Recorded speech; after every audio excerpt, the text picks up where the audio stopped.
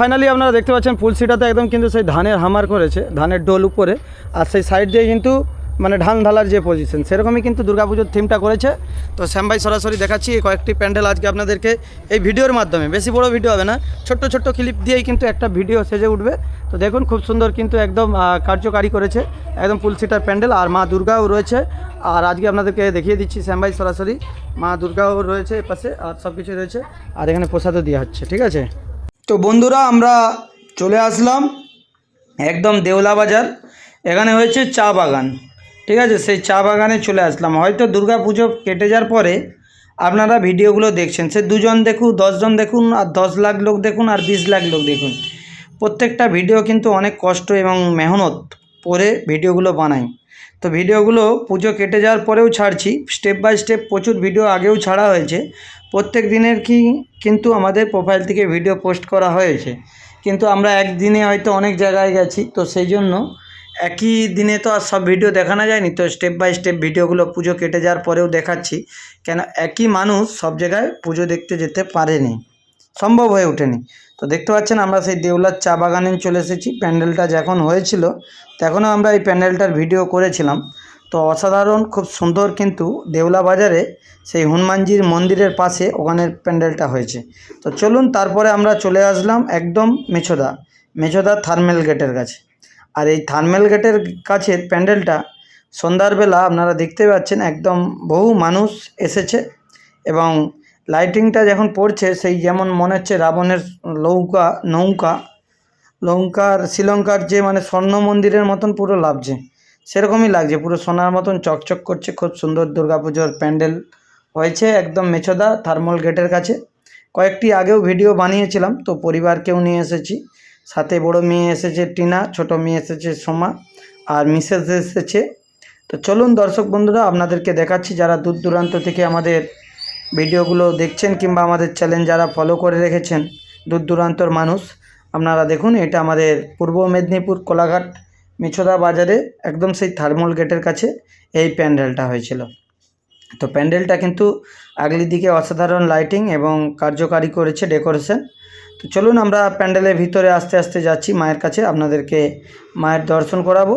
আশা করছি আপনাদের সবার ভালো লাগবে, আর ভিডিওগুলো ভালো লাগলে অবশ্যই একটু লাইক কমেন্ট শেয়ার করবেন।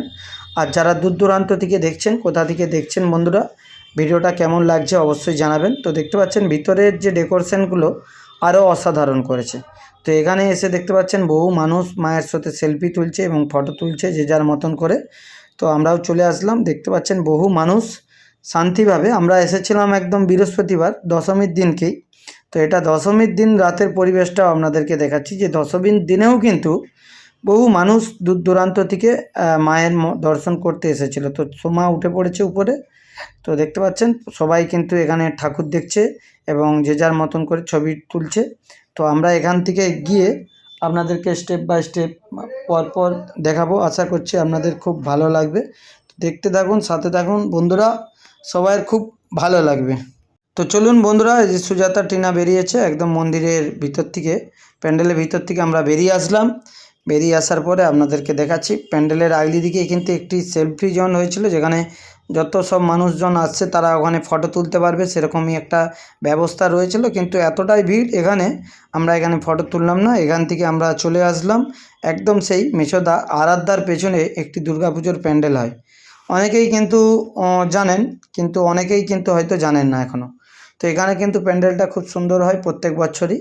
তো চলুন, মেছোদা সেই যে আরাধ্যা আছে, আরাধ্যার পাশেই তারই পাশ দিয়ে একটি গলি রয়েছে, আর এই গলির ভিতরে পুকুরের পাড়ে প্রত্যেক বছর থিমগুলো, দুর্গাপুজোর থিমগুলো খুব ভালো হয়। তো বন্ধুরা এই মুহূর্তে তোমাদেরকে দেখাচ্ছি সেই মেছোদার বুকে একদম অসাধারণ একটি প্যান্ডেল, এটা ভিতরে হয় যেটা আরাধ্যার পেছন দিকে। তো শ্যাম ভাই সরাসরি দেখাচ্ছি আপনাদেরকে। তো দেখুন এই প্যান্ডেলটা কিন্তু দুর্দান্ত হয়, আর এখানে প্রত্যেক বছরই দুর্দান্ত হয়। অনেকেই কিন্তু দূর থেকে রাস্তা দিয়ে ঘুরে পালিয়ে যায়, কিন্তু এই মেছোদার মধ্যে এই আরাধ্যার পেছন দিকটাতে, ঠিক আরাধ্যার আগে এই যে প্যান্ডেলটা হয়, এখানে প্রত্যেক বছর সুন্দর সুন্দর থিমগুলো করে প্রত্যেক বছর, দেখার মতন।